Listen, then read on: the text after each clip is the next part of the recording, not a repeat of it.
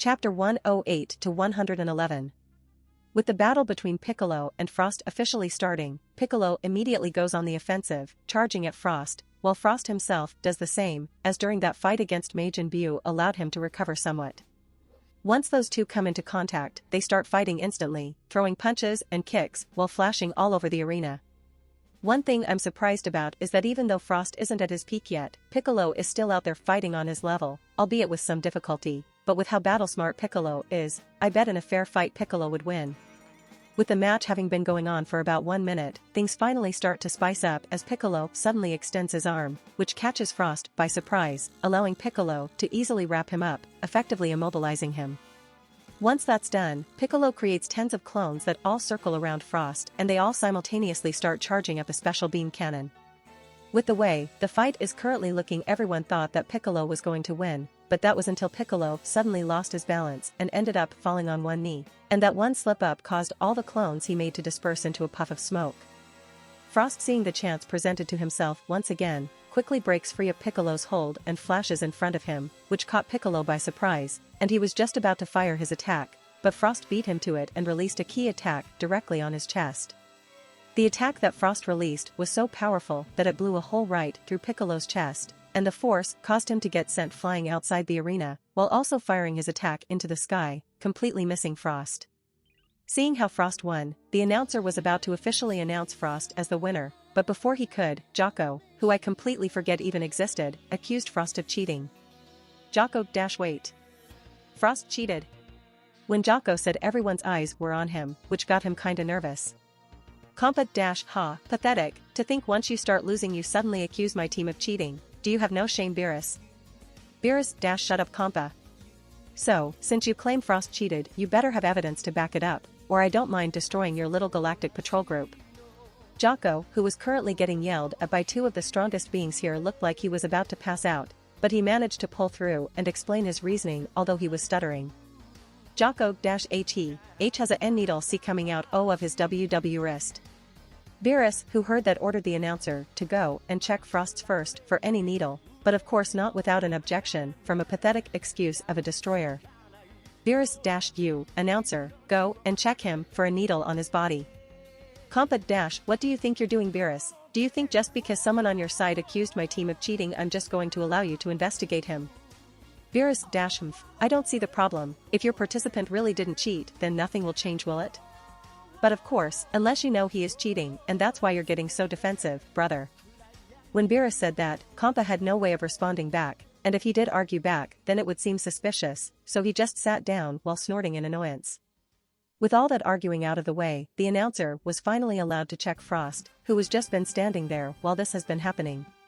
While the announcer was checking on Frost, it took less than a minute for him to find a needle hiding underneath a hole on his forearm, and when he touched the tip of the needle with his finger, he almost collapsed on the ground, and that right there was enough evidence for the announcer to disqualify Frost.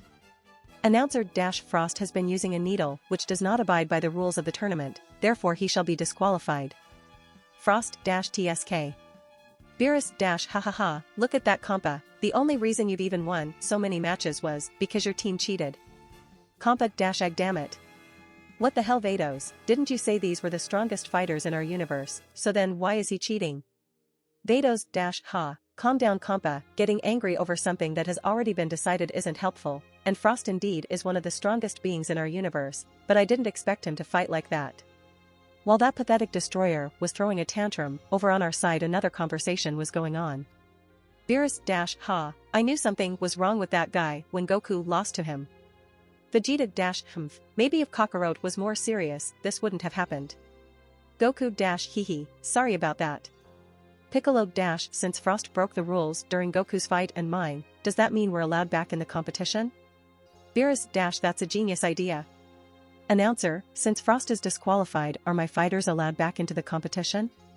Beerus's question caught the attention of the angry destroyer on the other side of the dome, but the person in question took a little bit of time looking over the tournament rules in more detail in his notebook before replying back to Beerus. Announcer-, as said in the rule book, any fighters who have been eliminated by someone who has been disqualified for cheating shall be allowed back into the match. Beerus-ha, it seems to be my lucky day.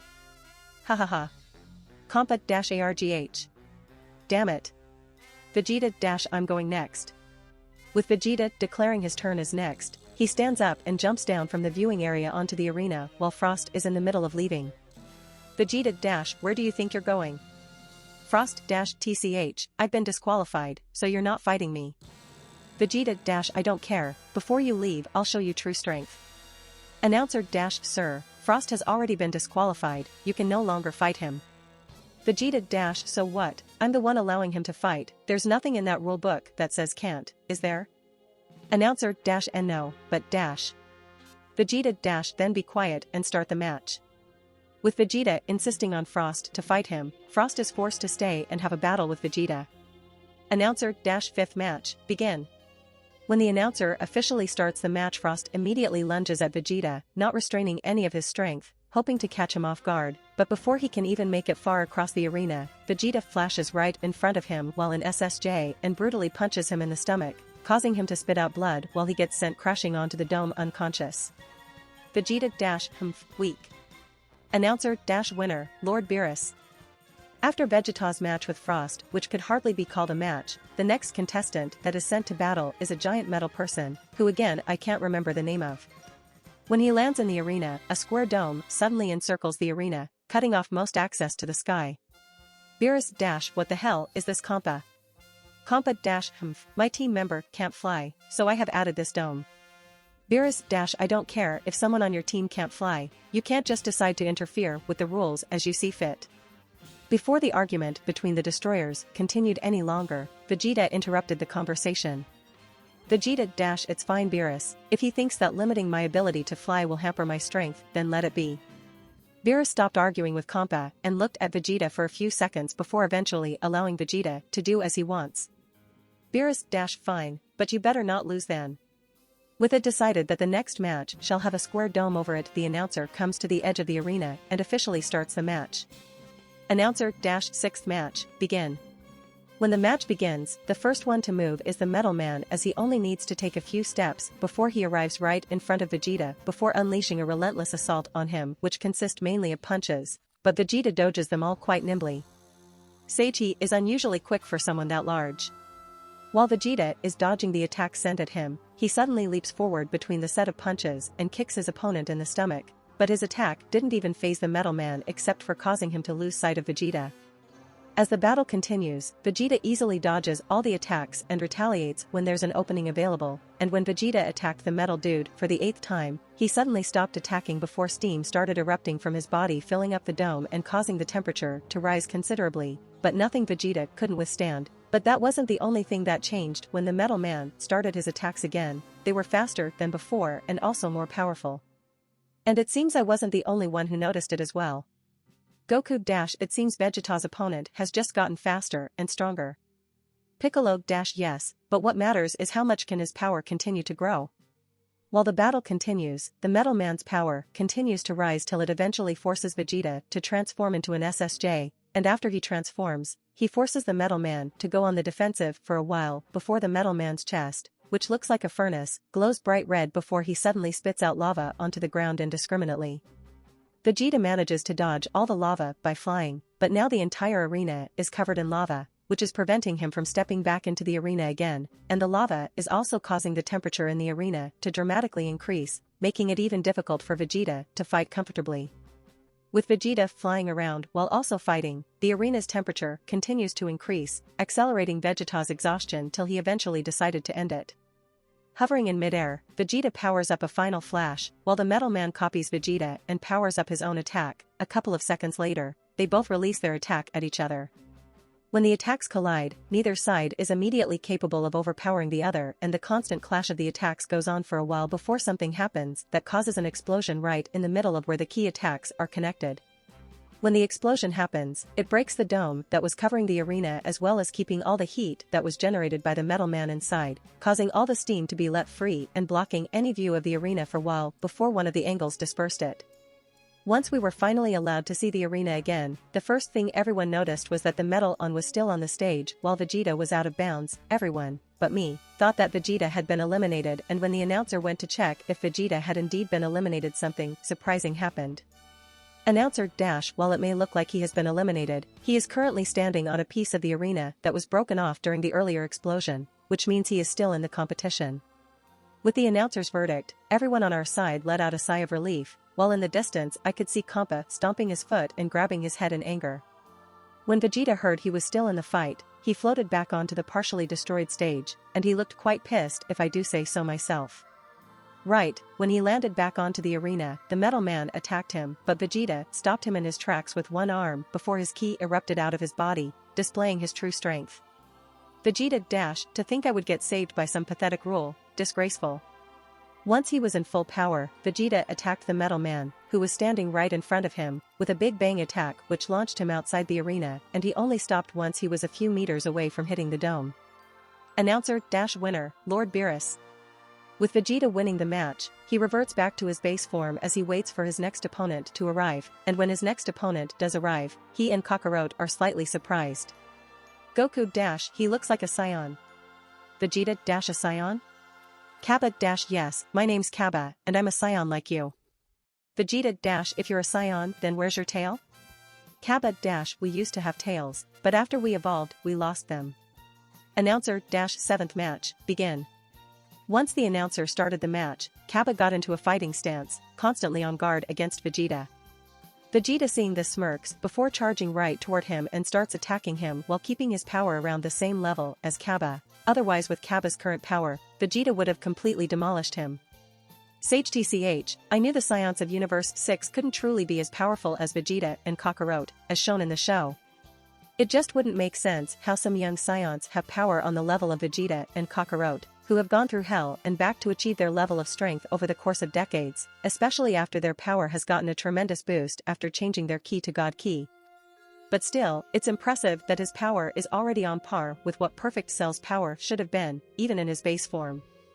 The longer the fight continues, the more power Vegeta starts demonstrating, till Kappa can no longer retaliate and is forced on the defensive. Seeing this, Vegeta advises Kappa to transform.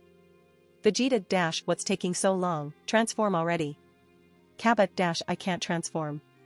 Vegeta dash TCH, what do you mean you can't transform? Kappa dash I didn't even know Saiyans could transform, at least until I met you and the other Saiyan. Vegeta dash Fine, if you can't transform, I'll make you transform. Finished speaking, Vegeta upped his strength and started completely destroying Kappa, and it didn't even take 2 minutes before Kappa was already heavily injured and exhausted, but to Vegeta's disappointment, even after all the beating he took, he still didn't manage to transform into an SSJ, so Vegeta stopped playing around and decided to anger Kappa. Vegeta dash If someone like you can't even transform into an SSJ, then it seems like the rest of the Saiyans from your universe are just as pathetic as you. Kappa dash We're not pathetic, we are a race of powerful warriors. Vegeta dash Really? But you're too much of a disappointment to be called a warrior. How about I give you an ultimatum? If you can't transform into an SSJ right now, I'll kill you. When Kappa heard that, he got worried that Vegeta would really kill him, so he copied what Vegeta did when he transformed in the previous match and tried raising his power level to his peak, in hopes of somehow transforming, but sadly after 20 seconds of seeing no change in his appearance or power, Kappa gave up. Kappa dash I see can't do it, I can't transform. Vegeta dash TCH, disgraceful, and you dare call yourself a warrior. If this is how the Saiyans Universe 6 are, then after I've won the tournament I'll eradicate them all. I'll make sure to kill everyone you hold dear brutally, your mother, father, siblings, hell even your children if you have one, and I'll make you watch as I do all it, ha ha ha. While Vegeta was telling his evil plan to Kappa, I could see his pupils slowly shrink before eventually disappearing, leaving him with his iris pure teal, but that wasn't the end of the changes that happened to Kappa. By the time Vegeta had finished laughing after telling his evil plan, Kappa, who used to be kneeling right before Vegeta, has now managed to stand up with some difficulty, and the first thing he did was yell at Vegeta in anger, before his power erupted, finally transforming into an SSJ. Kappa dash I'll kill you. Right after transforming, Kappa immediately launched himself at Vegeta, who was smirking and started unleashing a flurry of attacks in anger, but even when transformed into an SSJ, Kappa still can't land a single attack on Vegeta. Vegeta dash Good, make sure to never lose that feeling of anger. Kappa, who was attacking Vegeta with everything he had, suddenly stopped when he hurt him, causing him to revert back to his base, but not before questioning Vegeta. Kappa dash W what? Vegeta dash A Saiyan's greatest strength isn't their power, nor is it their pride, it's anger. Kappa-S so that's why you said all those things, it was to get me angry enough to transform? Vegeta-transform again. Kappa hearing Vegeta's demand, powers back up and transform into an SSJ, slightly surprising Kappa, but when it looked like he was going to ask Vegeta another question, he saw Vegeta transform, but not into a SSJ, but instead, Vegeta transformed into SSGSS, completely shocking Kappa. Kappa-W what level of power is that? Vegeta- if you continue training, then one day you'll reach this power as well. And before Kappa can reply back, he's instantly knocked unconscious by Vegeta, who flashed in front of him and punched him in the gut. Announcer-winner, Lord Beerus. When Vegeta won the match, Beerus wasn't surprised, but once again that pathetic excuse of a destroyer was throwing another tantrum like the big fat baby he is, and also blaming it all on Vados. Sage, I swear on the Overseer, that when I get strong enough, Kompa is one of the people I'm going to beat the shit. I would like to kill him, but I don't want to be a god of destruction. After Vegeta woke Kappa up by throwing a bucket of water on him, along with the bucket, they started talking before Kappa walked off stage, heading back to his viewing area. Once Kappa returned, he got yelled at by Kompa before he ignored him and sent out his last participant, that's also the strongest. The moment Hit arrived in the arena, Vegeta instantly put his serious face on and got into his fighting stance. Goku-he's strong. Piccolo-stronger than Vegeta? Goku- I can't get an accurate read on him, but I'm pretty sure his power is around Vegeta's. Announcer-8th match, begin. The moment the announcer started the match, Vegeta instantly transformed into SSGSS and charged at Hit, who has just taken his hands out of his pockets, and right when Vegeta was about to attack him, Hit suddenly appeared in front of Vegeta while stabbing his stomach with his hand. Everyone who saw this was in shock and thought that Hit just moved incredibly fast, but as the battle continued and whenever Vegeta was about to land an attack on Hit, him suddenly attacking Vegeta out of nowhere, was enough information for someone to finally notice that he didn't leave any tracers when he attacked. Piccolo- he isn't leaving any traces when he attacks, it's like he just appears in front of Vegeta. With Piccolo's comment, everyone else who has ever trained in Ki finally notices that Hit doesn't leave any traces when attacking, which confuses them all, but most of them decide to ignore it and continue watching the fight. By now Vegeta's in terrible shape with injuries all over his body along with severe exhaustion, while Hit doesn't seem to have a scratch on him. Another thing to mention was halfway through the fight, Hit put his hands back in his pockets. Vegeta, knowing he probably won't be able to beat the man in front of him, starts to charge a Gallic gun in hopes of possibly injuring him, but before he can even fully charge his attack, he collapses to the ground after receiving an attack from Hit behind him. Announcer-winner, Lord Kompa. Beerus-TSK, damn it. Kompa-ha, see that, Beerus, my participant defeated your Saiyan and he didn't even manage to land an attack on him. Not even going to describe what Kompa's doing, Trunks floats down to the stage and picks up Vegeta, trying his best to stay away from Hit, and brings his injured body back up to the stands. Once there, Kakarot hands Trunks a senzu bean he had in his pocket. Goku- here Trunks give Vegeta this. When Trunks fed the senzu bean to Vegeta, you could see his injuries instantly heal before he gains consciousness again. Vegeta-TCH, to have been knocked unconscious, pathetic. Goku- hey Vegeta, before I go and fight, you got any advice to help me with the battle? Vegeta-TSK, find out on your own. After Vegeta ignores Kakarot's question, Kakarot stands up and does some stretches before hopping down from the stands and landing in the arena, only a few meters in front of Hit. Goku- I'm excited, let's have a fun fight. Hit-. Announcer-9th match, begin. The moment the match begins, Kakarot charges at Hit while still in his base form, and just like what happened to Vegeta, Kakarot gets punched in the stomach by Hit, who seemingly appeared right in front of him. Kakarot tries to retaliate with a kick, but Hit blocks it with his leg before suddenly appearing right behind Kakarot and kicking him in his side, flinging him to the edge of the arena. The battle continued for a little bit longer, with Kakarot getting completely demolished by Hit, before something different finally happened. Hit- your attempts are all futile, if you continue getting hit in your vital areas you will die, admit defeat. Goku- hee, no thanks, besides I've finally figured out how to counter your ability. Right, when he finished talking, Kakarot got into a fighting stance and waited for Hit to attack. Hit didn't seem to believe Kakarot's claim and attacked him again using his timeskip ability. But this time, Kakarot managed to block Hit's sudden attack, which caught Hit off guard and allowed Kakarot to chop his face, causing him to finally bleed. When everyone saw that Kakarot finally managed to block Hit's attack and managed to counterattack, causing him to bleed. They all were shocked, especially Kampa in the distance with his dumb surprised face. Focusing back on the battle, Hit instantly backed away after Kakarot managed to land a blow on him and touched the wound that was on his cheek. Even from the stands, I could see Hit's face show a surprised expression before he calmed back down and tried attacking again, but once again the same thing happened as before. Kakarot blocked Hit's attack. This time Hit didn't get caught off guard like last time and dodged the attack Kakarot had sent. Hit continued attacking a few more times, and each time Kakarot manages to block his attacks, which had officially managed to shock Hit. Goku - your ability allows you to skip 0.1 seconds into the future, which is quite a pain to deal with, but once you've understood the ability it becomes easy, as all you have to do is predict where they're going to attack next. Hit - IC. After Kakarot explained Hit's ability, Hit took his hands out of his pockets and got into a stance, while Kakarot transformed into SSGSS and also got into a fighting stance as well. With both of them now fighting at full strength, they flash all around the arena attacking each other while mini explosions happened every time they collided, almost killing all the weaklings in the stand if Whis didn't intervene and erect a translucent barrier, keeping the shockwaves at bay.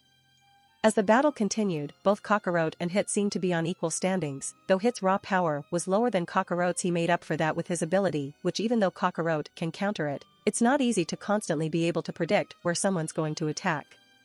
After the fight continued on for about another 2 minutes, out of nowhere Kakarot got sent crashing into the arena by Hit's attack, which caught everyone who was watching off guard. Once Kakarot climbed out of the hole he made, you could see a fist imprint on the right side of his chest, though it was quite hard to see with all blood covering it up. Goku - W. What happened? Hit - I've improved. You see, in my universe I've never been in a situation where I've ever been pushed to my limit, so I've never thought about improving my ability, but fighting you has changed that. With you pushing me to my limit, I was forced to find a way to defeat you, and with that, I've managed to increase my ability to skip time. After Hit gave his monologue about his ability, Kakarot smiled before showing his own improvement. Goku - IC, that's impressive, but you're not the only one who can improve. With that, Kakarot powered up to full power and activated a technique he hasn't used in a long time. Goku - Kaioken. Instantly his power doubled while his usual light blue aura had a red outline, but that wasn't all. Goku - Hehe, that could have been bad, nonetheless it worked. Now time to push it to its limits, Kaioken times 10. When everyone thought Kakarot just used his trump card, Kakarot's power suddenly skyrocketed to 10 times his usual power, causing his blue aura to be surrounded by a dense red aura while it also grew in size. With Kakarot having God Ki, Hit isn't able to sense his power, but any fool would be able to tell that with the increase in density of Kakarot's aura his power would increase, and unsurprisingly Hit instantly gets on guard. But before Hit even knew what happened, Kakarot suddenly punched him directly in the face, causing him to spit out blood and get sent flying to the edge of the arena, but luckily Hit managed to stop himself from getting sent flying off the stage. Right after Hit reoriented himself, Kakarot was already in front of him. Hit, seeing that, must have used his time skip ability as he appeared in the distance away from where he previously was, but sadly for him, he didn't manage to get away from Kakarot as he need Hit in his stomach. When Kakarot activated Kaioken times 10, he was instantly able to dominate the fight, forcing Hit on the defensive, which made him use his ability in dodging Kakarot's attacks. The battle went on like this for a while, but over time I noticed that while Kakarot was winning, his body was slowly getting destroyed from using his Kaioken times 10, and it didn't help that Hit seemed to have managed to improve yet again. Then all of a sudden in the middle of the fight Kakarot collapses on the ground, barely able to move, but luckily for him Hit didn't attack him while he was defenseless, and Kampa didn't seem to like that. Kampa - what the hell are you doing? Finish him. But Hit did something that put a smile on my face, which for reference doesn't happen often when I'm not fighting. Hit - no. During our battle, I haven't been using my full strength as I don't wish to kill you. Goku - huh, is that so? Hey Beerus, can change to rules to allow killing? Beerus - what the? No you fool, are you stupid? Kampa - yes, allow the man to make his own decisions, you're not his father. Beerus - shut up Kampa. While Beerus and Kampa were arguing over whether to change the rules or not, Kakarot and Hit seemed to be getting bored, so Kakarot decided to eliminate himself by stepping out of bounds, but not before giving some advice to Hit. Goku - hehe, let us fight another time, Hit. Though before I go, a warning, the person you'll be fighting next isn't someone you'll be able to beat even if you were at your peak. And with that Kakarote reverts to his base form while making his way back to the viewing stands, but collapses unconscious from the amount of damage he has accumulated from overusing Kaioken times 10. If you want to support me, check out my Patreon at https://www.patreon.com/Kaishin. I tend to polls that decide important plot stuff in my Patreon. Many thanks to my awesome patrons: Nicholas Berenger, Ben Phillips, Yamatancho, Taco TSK, Jose Torres.